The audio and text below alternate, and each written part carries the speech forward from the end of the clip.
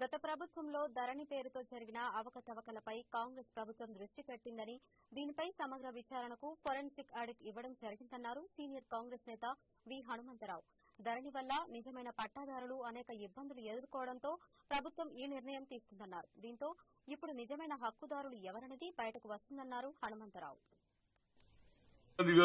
ఖమ్మం సభలో ఇందిరాగాంధీ దియేసో జమీన్ వి సర్మాయదారులు అని చెప్పడం జరిగింది.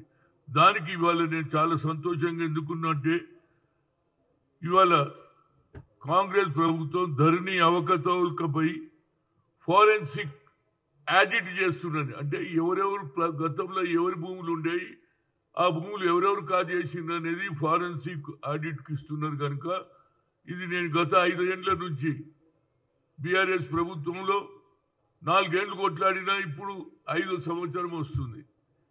కీసర దాయరలో 1981లో ఇందిరాగాంధీ గారు దున్నేవాడికే భూమి 94 ఎకరాలు ఇచ్చింది. కానీ రాను రాను ఎప్పుడైతే ఔటర్ రింగ్ రోడ్ వచ్చిందో ఆ దొరగారికి రాగి కృష్ణారెడ్డి గారికి ఆశ పెరిగి అందులో 2 హరిజనులు చనిపోతే దొంగ సంతకాలు చేసి హైకోర్టులో ఆర్డర్ తెచ్చుకొని రెవెన్యూను మేనేజ్ చేసుకొని ఆ భూమి 36 ఎకరాలు అమ్ముకోవడం జరిగింది. రియల్ ఎస్టేట్ వాళ్ళు ఒక్కొక్క విల్లా 4 కోట్లకు అమ్ముతున్నారండి. ఎంత బాధ ఉంటుందో చెప్పు. వాళ్ళ కుటుంబ సభ్యులు 120 మంది ఉన్నారు. మన్మలు మన్మరాన్లు కోడన్లు ఇవన్నీ కలిపితే ఇవాళ ఇప్పటికన్నా నా ఉద్దేశంలో న్యాయం జరుగుతుంది. ఎందుకంటే ఫోరెన్సిక్ ఆడిట్ అంటే ఇది గతంలో ఎవరి భూమి ఉండే, ఆ భూమి ఎవరు సాగు చేసుకుంటుంటే ఇవాళ ఎవరి పేర్ల మీద ఉన్నది ఆయన కోడన్ల పేరు మీద చేసుకొని అమ్ముతున్నాడు.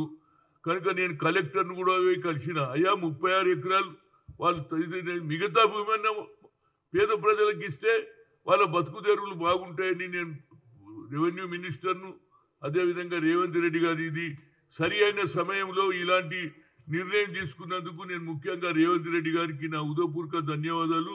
అదేవిధంగా అక్కడ ఉన్నటువంటి ఎంఆర్ఓ కూడా కలెక్టర్కు వాస్తవ పరిస్థితి ఇచ్చిండ్రు. 2 రైతులు చనిపోయిన దాని మీద దొంగ సంతకాలు చేసుకునేది అనేది రికార్డు కూడా ఉన్నది.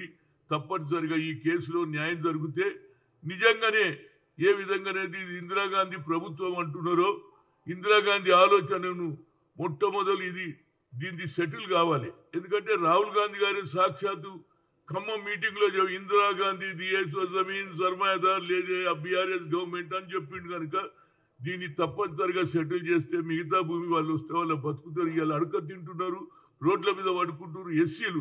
అదే బాబాసాహెబ్ అంబేద్కర్ రాజ్యాంగం రాసిన పేద పనుల నుంచే చేస్తే ఇందిరాగాంధీ దాన్ని అమలు చేసింది. కాబట్టి దీన్ని తప్పనిసరిగా వాళ్ళకి అందేటట్టు చూడాలని ఒక సీనియర్ కాంగ్రెస్, ఇప్పటికీ నేను 8 సార్లు పోయినా మళ్ళా పోతూనే ఉంటాను. నేను ఎక్కడ ఒక పని పట్టుకుంటే ఆఖరి దానికే పోతాను, నేను నడిమిట్లో వదిలేయ. కనుక తప్పనిసరిగా వీళ్ళకి న్యాయం జరగాలి. అక్కడ ఉన్న శ్రీనివాస్ కోట్లు తిరిగి అప్పులు చేసి తిరుగుతూ ఉన్నాడు. వాళ్ళ కుటుంబ సభ్యులు అందరూ రోడ్ల మీద ఉన్నారు. కనుక ఇది పిఆర్కి ప్రకారంగా రాష్ట్ర ప్రభుత్వం శ్రీనివాస్ రెడ్డి గారు కానీ, అదేవిధంగా రెవెన్యూ మినిస్టర్, అదేవిధంగా ముఖ్యమంత్రి దీన్ని చేస్తే నిజమైన ఇందిరాగాంధీ పరిపాలన